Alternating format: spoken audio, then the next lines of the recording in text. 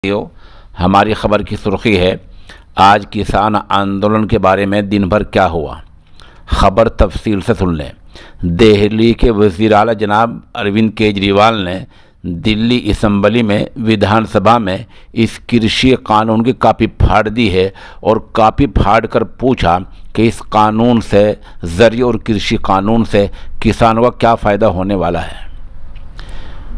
उधर UP gate पर बड़ा एहतजाज हुआ है। इसी बीच आज दिन में सुप्रीम कोर्ट ने कहा है कि एहतजाज और आंदोलन तो किसानों का बुनियादी हक है, लेकिन उन्हें इसका तरीक़ा बदलना होगा।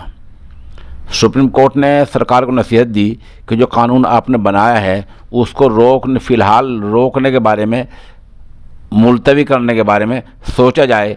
तब तक आखिर फैसला ना हो तब तक सोच लें कि किस तरह इस पर अमल रोका जा सकता है।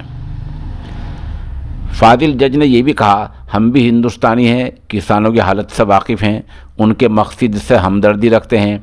आपको सिर्फ आंदोलन का तरीक़ा बदलना होगा। हम भरोसा दिलाते हैं कि आपकी बात सुनी जाएगी। चीफ जस्टिस ऐसे बोबडे की बेंच ने इस मामले की सुनवाई की है और कहा कि आंदोलन इस तरह हो किसी की जान को ख़तरा ना हो और किसी को आने जाने में परेशानी ना हो।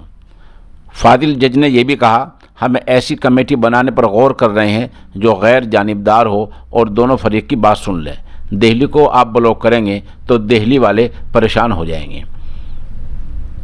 सुप्रीम कोर्ट ने जब अटॉर्नी जनरल से इन सरकारी वकील से ये बात पूछी कि क्या आप कानून को फ़िलहाल रोकने पर विचार कर सकते हैं, तो उन्होंने कहा कि अगर हम ऐसा करेंगे तो किसान बातचीत के लिए नहीं आएंगे। फ़िलहाल मामले की समाअत सुनवाई टल गई है। अब चंद दिन के बाद सुनवाई होगी। देख जब तक क्या होता है।